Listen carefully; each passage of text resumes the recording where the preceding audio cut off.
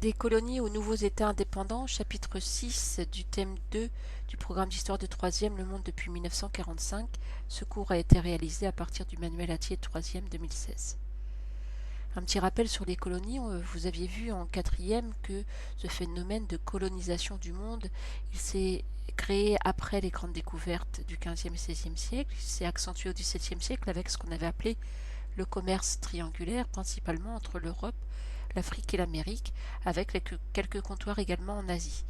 Ce phénomène de colonisation, il s'est accéléré tout au long du 19e siècle avec la révolution industrielle qui a donné les moyens technologiques aux Européens d'aller toujours plus vite, toujours plus loin, et d'être mieux armés, donc de pouvoir encore mieux dominer les populations indigènes. Résultat, au lendemain de la Seconde Guerre mondiale, on a toujours deux grandes puissances coloniales que sont le Royaume-Uni. Le Royaume-Uni, il a des colonies sur tous les continents. On dit de lui que c'est l'empire sur lequel le soleil ne se couche jamais. Et puis la France qui a beaucoup de possessions en Afrique et en Asie du Sud. Alors, pour mémoire, une colonie, c'est un territoire qui est conquis, souvent par la force, occupé, administré, parfois peuplé par une puissance étrangère. La métropole, dans le cadre de ce cours d'histoire, c'est les États qui possèdent des colonies. On va parler aussi de puissance coloniale. Et puis, le phénomène de décolonisation, c'est donc l'indépendance qui est rendue aux colonies. Alors cette colonisation pour les Européens, elle paraît complètement normale. Les Européens se sentent supérieurs, ils ont l'impression d'apporter, à l'image de cette couverture d'un cahier scolaire au début du XXe siècle, ils apportent le progrès, la civilisation.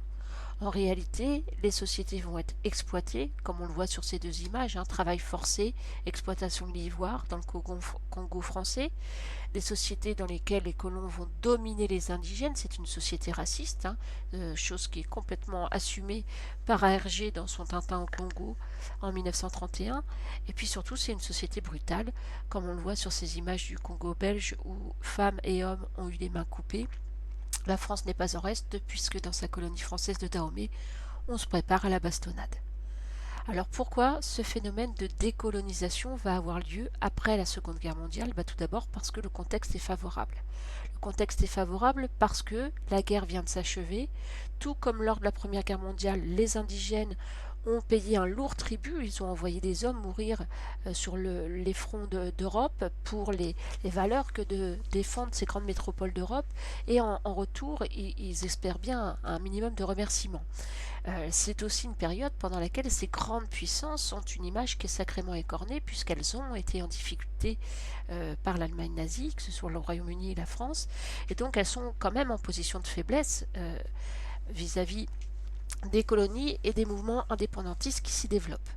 La deuxième raison, c'est qu'on est à la fin de la Seconde Guerre mondiale, on va rentrer dans la guerre froide et les deux grands sont favorables, tous les deux, à la décolonisation. Alors, pour la simple et bonne et une et même raison, c'est que tous les deux voilà l'occasion de se trouver de nouveaux alliés à attirer dans leur bloc. La troisième raison, c'est la charte de l'ONU, l'Organisation des Nations Unies. Elle a été créée à la fin de la Seconde Guerre mondiale et elle affirme que les peuples ont la liberté de disposer d'eux-mêmes, c'est-à-dire qu'ils ont le droit à cette indépendance.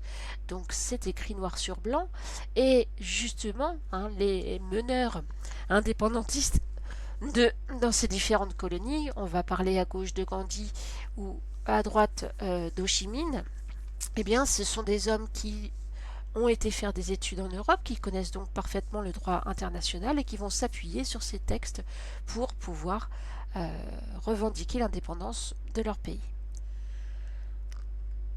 Alors, le processus de décolonisation, il va prendre différentes formes et il va se dérouler en gros en deux temps, même si sur cette carte, on voit apparaître, vous le voyez dans la légende, trois phases. Le premier temps, il se situe principalement en Asie. La décolonisation va durer de 1947 à 1955.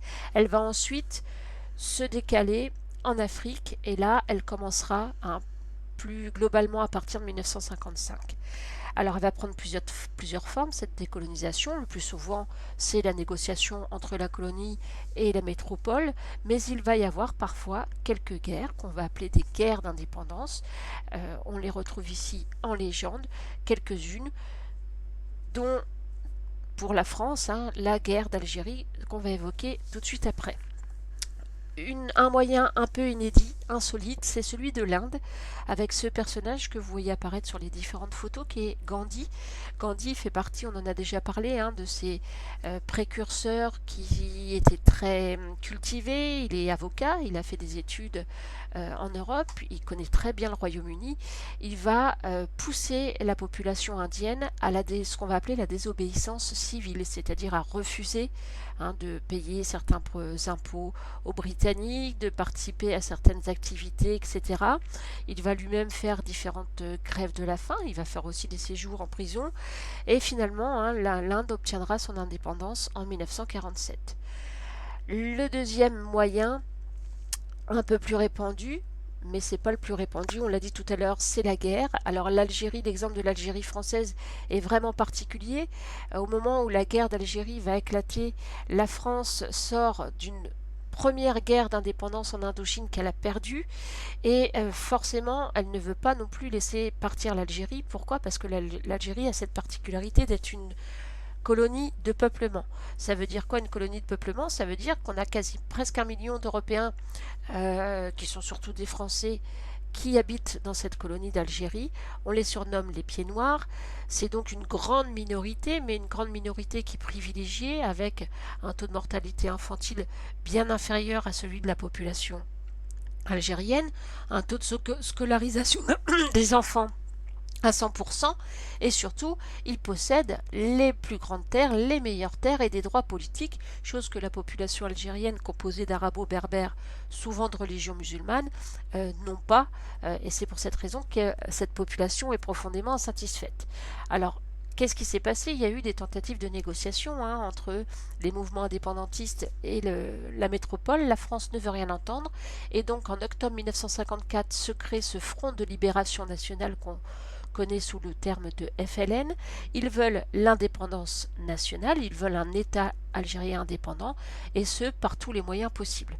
La guerre va commencer. Pourquoi? Parce que au cours de différentes attaques et d'attentats, le 1er novembre 1954, le FLN va lancer les hostilités. On va parler de la Toussaint Rouge. Ces attentats visent majoritairement des quartiers qui sont occupés par les Pieds Noirs.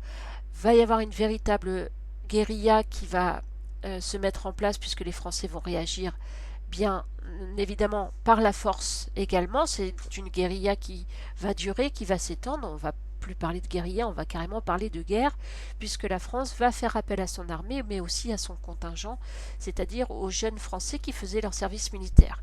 On a ici un texte qui parle de villages mitraillés, bombardés, incendiés, de charniers, de torture. C'est une guerre sale, comme toutes les guerres, et des deux côtés, la population est victime des atrocités de cette guerre, en particulier pour ceux qui sont victimes des attentats du FLN, côté français d'Algérie, pieds noirs, ou côté algérien, qui sont favorables à la France, qu'on appelle les harkis. Cette guerre va prendre fin en mars 1962 avec la signature des accords d'Évian, qui vont donc mettre fin à la guerre. Au mois de juillet, l'indépendance de l'Algérie est proclamée. Les harkis, sur place, qui sont algériens, seront persécutés, massacrés. Les pieds noirs français d'Algérie vont rentrer en métropole, mais comme vous pouvez le voir sur la une de ce journal à l'époque, leur retour n'est pas forcément bien vu par les Français. Alors du coup, ce qui va dominer dans cette libération des colonies, c'est l'indépendance par négociation, en particulier pour la France, qui veut échapper à de nouveaux conflits.